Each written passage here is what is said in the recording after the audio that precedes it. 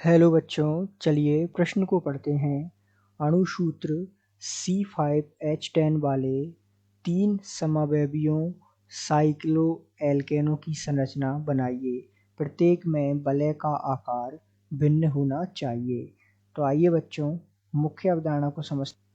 सामान्य रूप से इस प्रश्न को हल करने के लिए हमें कुछ जानकारी होना आवश्यक है, जैसे कि साइक्लोएल्केनों की संरचनाओं की जानकारी होना आवश्यक है।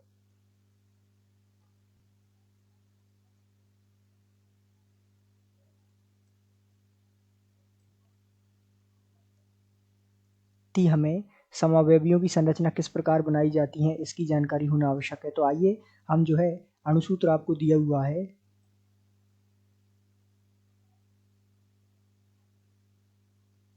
C5H10। तो ये जो अणुसूत्र आपको दिया हुआ है, जिसमें कार्बन की संख्या कितनी है के रूप में जानते हैं। जहाँ कार्बन 5 होते हैं तो क्या कहते हैं हम, पेंटेन। तो आइए हम जो C5H10 दिया हुआ है, इसमें बनने वाले 3 समअवयवियों की जो है साइक्लोएल्केनों की संरचनाएं हम बना लेते हैं। तो यहाँ जो है हम देखते हैं पहली संभव संरचना क्या हो सकती है।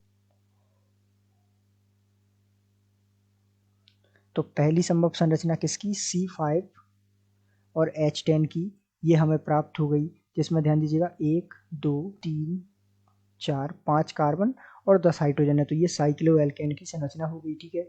इसी प्रकार दूसरी संभव संरचना यदि हम देखें, तो दूसरी संभव संरचना किस प्रकार बनाएंगे हम, ध्यान दीजिएगा।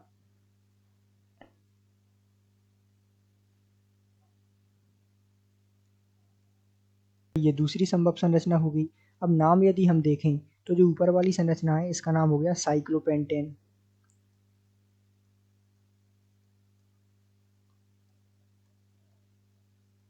चूंकि 5 कार्बन है तो पेंटेन। ये जो संरचना है दूसरी, इसका नाम हो गया मेथिल साइक्लोब्यूटेन।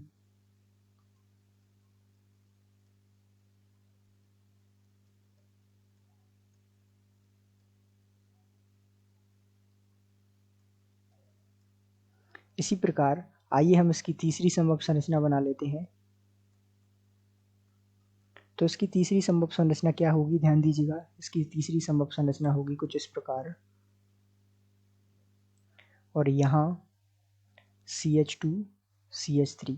तो ये जो है इसकी संभव संरचना होगी, इसका नाम हो गया एथिल साइक्लोप्रोपेन।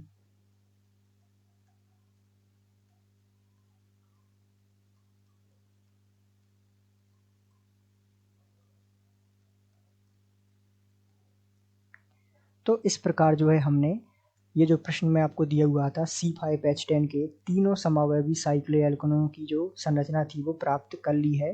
तो आशा करते हैं आपको समझ आया होगा। धन्यवाद।